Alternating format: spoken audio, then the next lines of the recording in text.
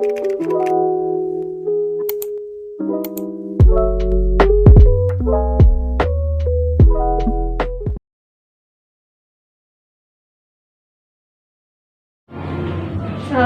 warahmatullahi wabarakatuh.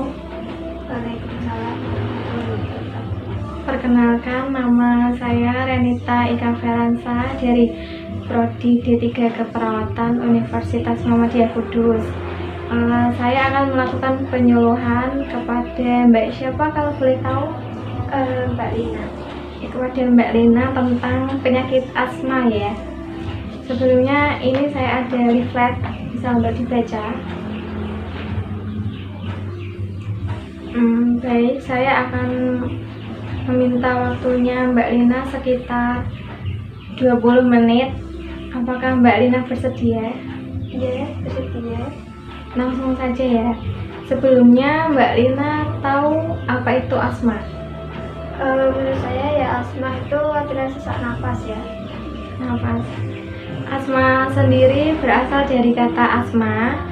Kata ini berasal dari Yunani yang memiliki arti sulit bernafas. Ya, benar tadi ya. Penyakit asma dikenal karena adanya gejala sesak nafas, batuk, dan mengi yang disebabkan oleh penyempitan saluran nafas. Atau dengan kata lain, asma merupakan peradangan atau pembengkakan saluran nafas yang reversibel sehingga menyebabkan diproduksinya cairan kental yang berlebih. Untuk asma sendiri, beberapa ahli membagi asma dalam dua golongan besar seperti asma ekstrinsik dan asma intrinsik. Untuk asma ekstrinsik itu bentuk asma yang paling umum dan disebabkan karena reaksi alergi penderitanya terhadap hal-hal tertentu yang tidak membawa pengaruh apa-apa terhadap mereka yang sehat. Pada orang-orang tertentu seperti pada penderita asma, sistem imunitas bekerja lepas kendali dan menimbulkan reaksi alergi. Reaksi ini disebabkan oleh alergen.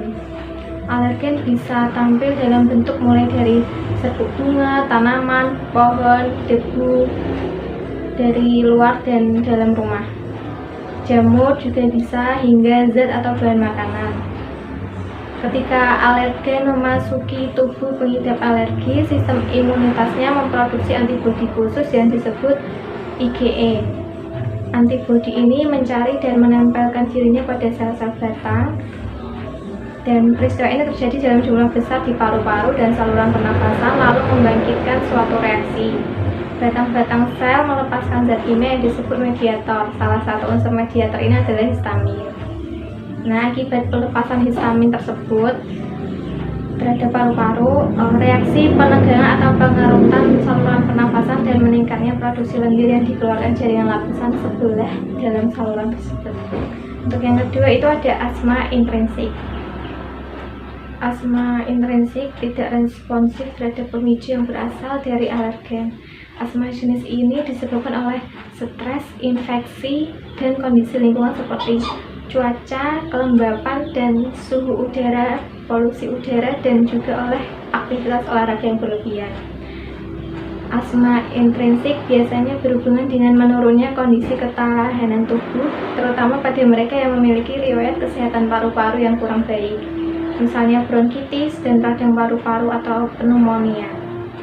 Penderita diabetes mellitus golongan lansia juga mudah terkena asma intrinsik. Umumnya penyebab asma adalah alergen yang tampil dalam bentuk ingestan, inhalan, dan kontak dengan kulit. Ingestan yang utama ialah makanan dan obat-obatan, sedangkan alergen inhalan yang utama adalah tepung sari atau serbuk bunga, tungau, serpih, dan kotoran binatang serta jamur. Untuk klasifikasi asma berdasarkan tingkat keparahan penyakit atau derajatnya, yaitu 1 intermittent.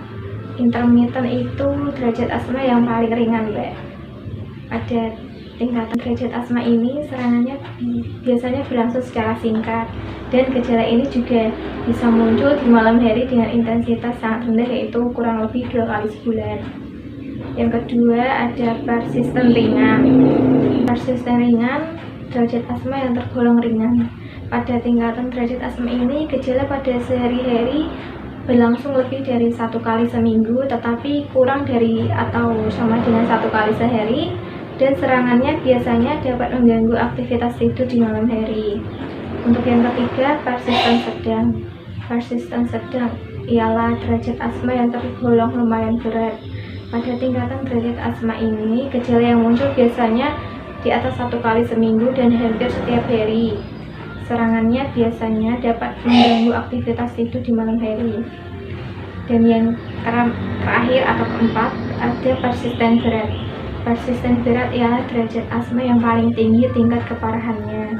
Pada tingkatan derajat asma ini, gejala yang muncul biasanya hampir setiap hari, terus-menerus, dan sering kambuh.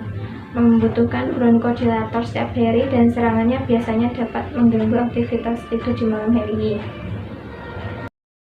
Untuk pencegahan kambuhnya asma, itu 1. Perhatikan waktu atau kegiatan sebelum mendapat serangan, misalnya udara, rokok, makanan atau minuman, debu, kegiatan fisik, obat-obatan, infeksi, dan lain sebagainya. Buat catatan sehingga dapat gambaran jelas tentang penyebab dan dapat dihindari. Yang kedua, cuci sarung bantal, spray, garden lebih sering. Yang ketiga, potong rumput di halaman lebih sering. Keempat, pilih tanaman yang tidak berbunga. Kelima, jauhi asap rokok. Yang keenam, hindari makanan laut. Ketujuh, jangan memelihara binatang berbulu di rumah seperti anjing, kucing, atau burung. Kedelapan, gunakan pakaian hangat jika cuaca dingin. 9, hindari aktivitas yang dapat membuat tubuh kelelahan. Ke-10, selalu sediakan obat asma di rumah atau di tas jika hendak bepergian.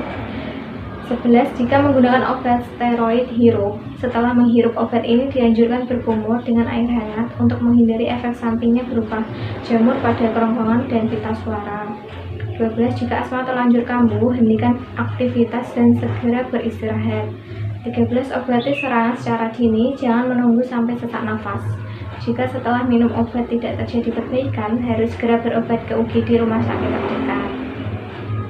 Untuk penanganan penyakit asma sendiri itu ada 2.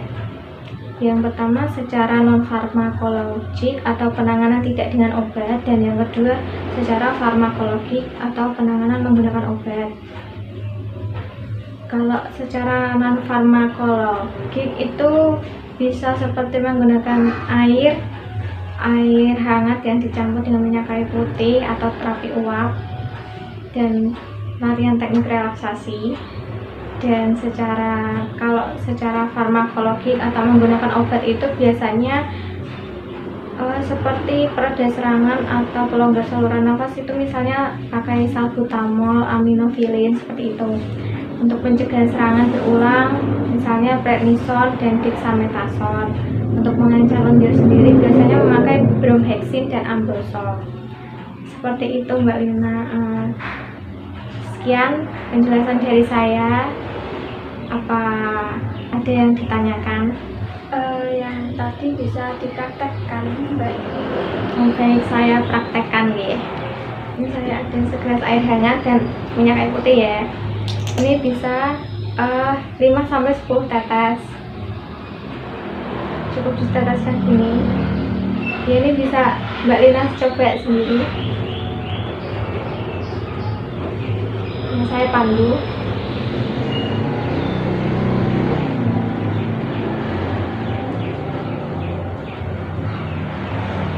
Oke.